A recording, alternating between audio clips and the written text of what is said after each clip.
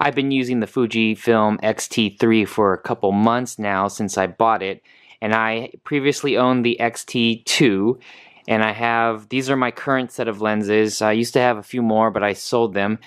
I got this primarily for photography, but since the X-T3 had upgraded all of those amazing video features, I thought I'd start using this for video. So recently I've been shooting video on the X-T3, and I am quickly discovering, even though Fuji has packed this camera with amazing high quality video features, the biggest drawback that the Fujifilm system, at least for me, is preventing me from using this for more video are the lens options for video.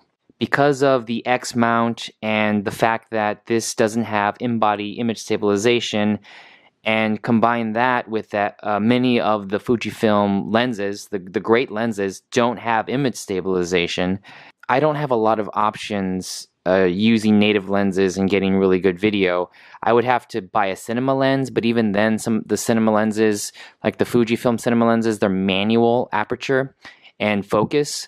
So if I want to run and gun, shoot documentary, and not have to worry about focus pulling and exposure, all the manual controls, like I do with my Canon EOS R, my GH5, even my 5D Mark IV, I have a lot of options, but with the Fujifilm, I find myself being limited. I did have the 18 to 135 IS zoom lens, which was pretty good for video, and this 10 to 24 millimeter wide-angle lens has been my favorite video lens so far because it has image stabilization, and because of the way how light this lens is.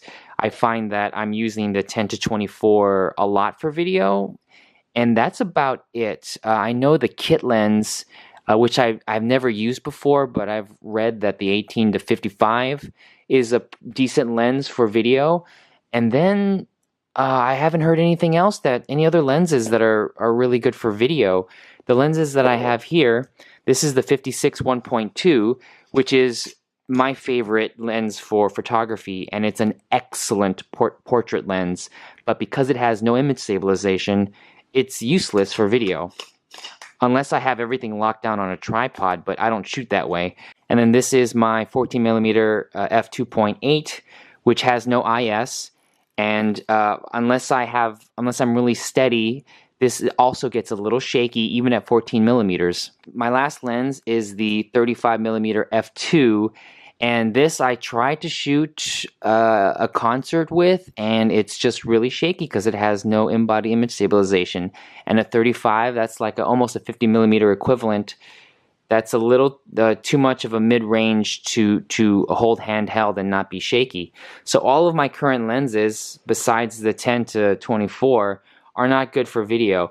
And the X mount is not a good mount for adapters, for Canon glass especially, because I have a lot of Canon glass as well because I shoot with Canon. And for my GH5, it's great because of the Metabones adapter, but I can't get my Canon lenses on a Fuji X mount. If there is an adapter that exists that takes a Canon glass to Fujifilm that can have the electronic components where I can get autofocus, IS, and exposure control, let me know, but I have not heard of that technology existing.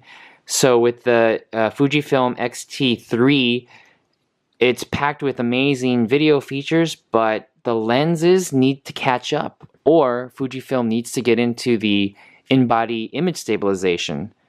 And I think if Fujifilm adds the in-body image stabilization, I could finally use all of my other lenses for video and not worry about it being so jittery. But I think that's the next step Fujifilm needs to take, or they need to release their lenses and have updated lenses with IS.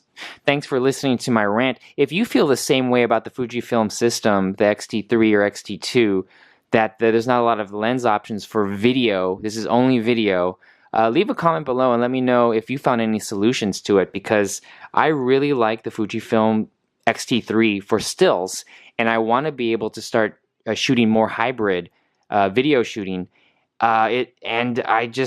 I'm trying to figure out a good solution for me besides buying a cinema lens or you know, manual lenses. I want to still have autofocus and IS and a smooth video in a small package.